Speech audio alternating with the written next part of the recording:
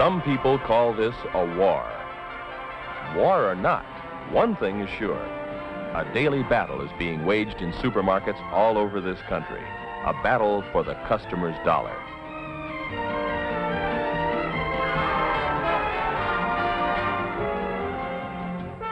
If a store is to make a profit in the face of today's stiff competition, everyone in it must give his full effort.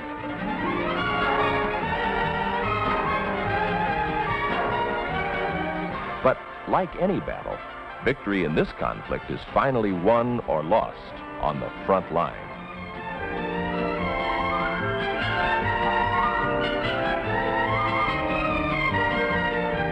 With literally millions of dollars at stake, success is measured in pennies. The checker plays a key role in this daily struggle.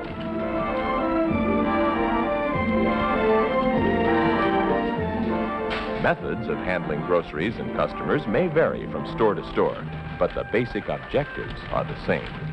Check the customer's purchases accurately, ring them up correctly, and collect the money for the store. And there's more, much more. Probably no job in a supermarket affects the store's success more than that of a checker. Her every action reflects on the store and its entire staff. She is a shopper's last, and often only, personal contact with the store.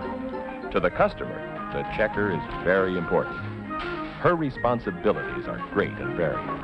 But with all of them, one of a checker's primary obligations is to keep the traffic moving. Sometimes a checkout lane begins to resemble a crowded thoroughfare. When jam-ups form, they're hard to get rid of. And the analogy goes much deeper. The colors of traffic control, red, yellow, and green, have a real relationship to the science of good checking. Naturally, the idea is to keep things moving, to keep that green light glowing.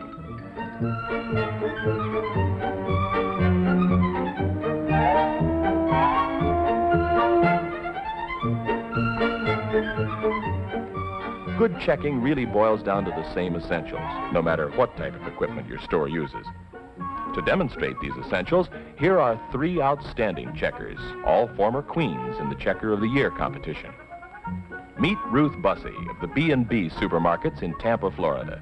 A checker for 10 years now, Ruth was chosen International Checker of the Year in 1964.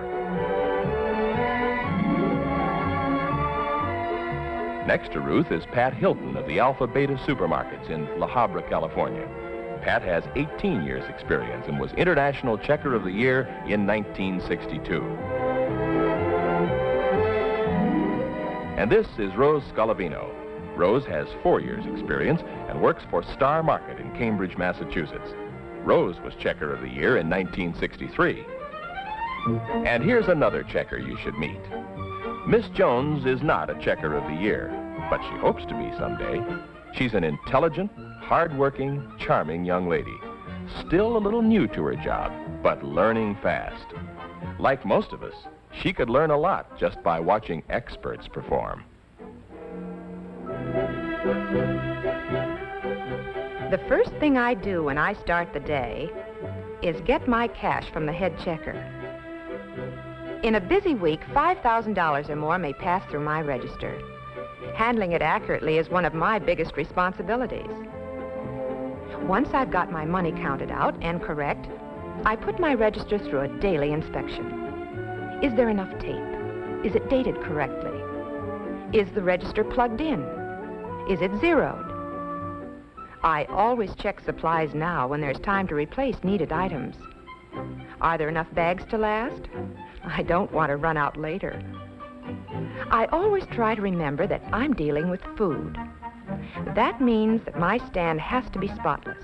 My merchandise racks must also be in good order before the day begins. The last thing I check is the most important, myself. Appearance means a lot on this job. Thorough preparation is a mark of every good checker. When the day begins, Miss Jones is ready. The idea is to keep that green light on, to keep the lane moving. But that's not as easy as it may sound. There are times when caution is necessary.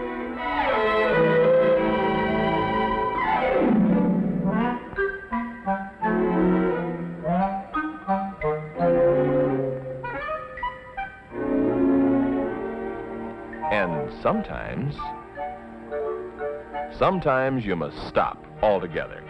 The important thing's knowing the difference.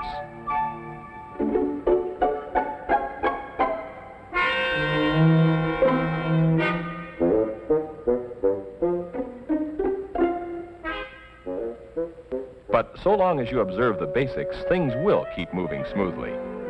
Watch an expert.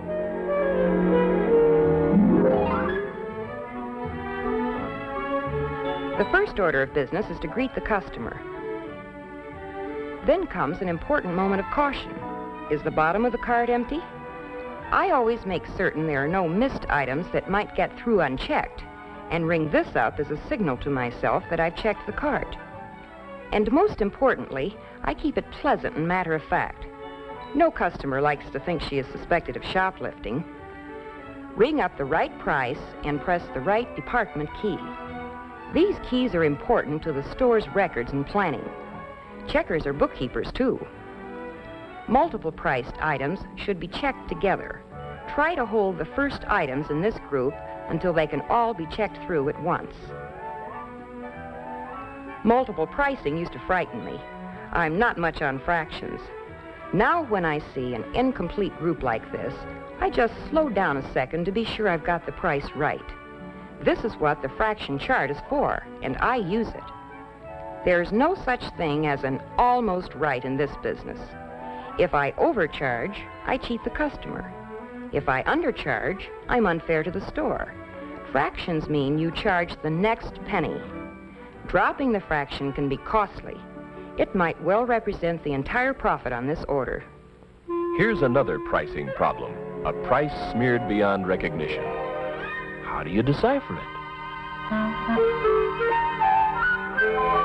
This is one time I stop everything. I don't guess. I ring for my supervisor and set the smeared item aside until she comes. In the meantime, I can continue putting the rest of the order through. Although I study the prices and know the specials, I'm always on the lookout for certain booby traps. Some items, like soups, have different prices for different types.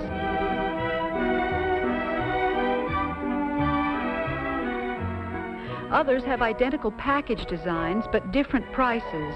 For instance, pineapple chunks at 39 cents and crushed pineapple at 33 cents. It sometimes seems like a lot of worry about a few pennies, but think a minute.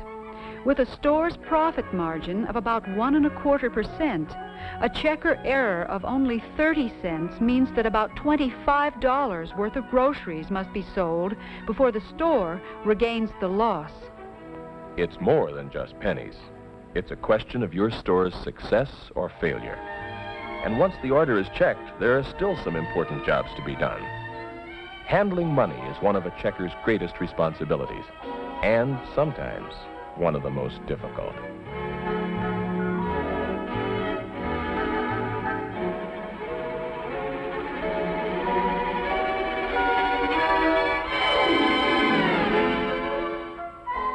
Handling money is largely a matter of knowing the rules and following them to the letter. There are many systems, but generally your stores will be similar to this.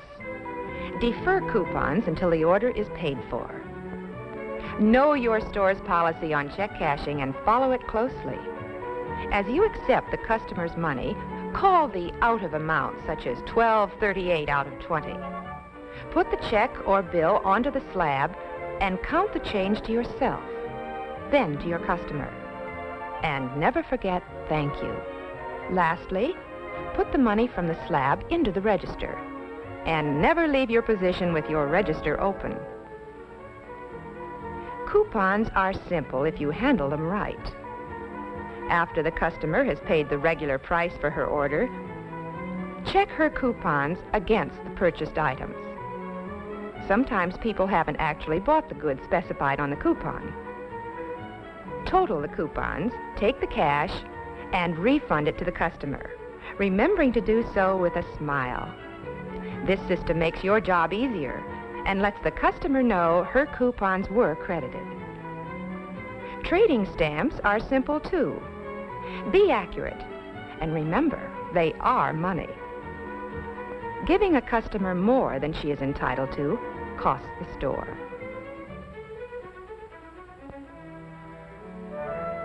The final job of a checker is one that most checkers like least, but it's also one of the most important.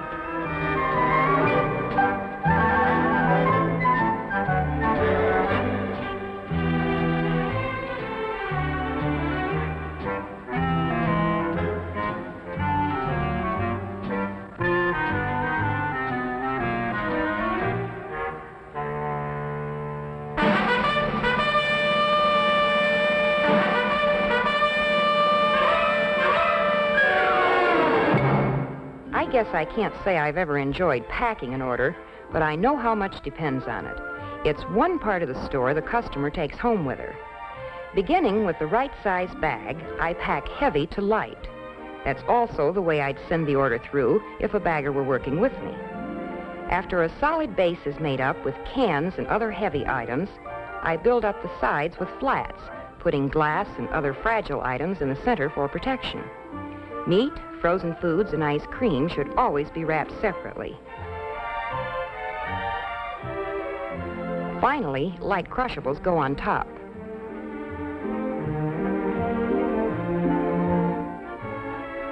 Knowing the fundamentals makes the job easier and helps you to do it better.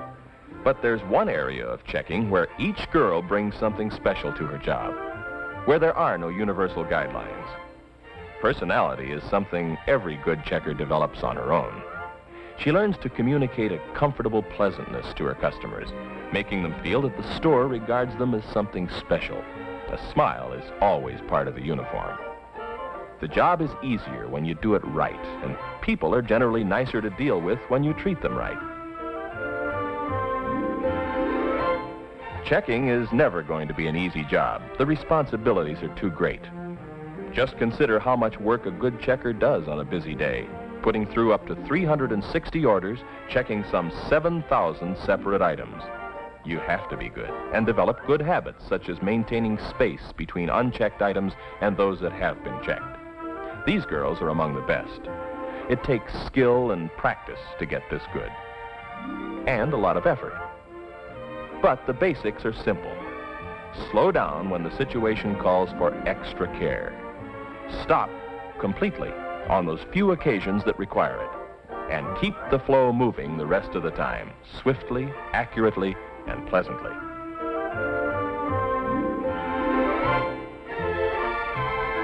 Remembering the fundamentals may make Miss Jones a Checker of the Year one day. It might do the same for you.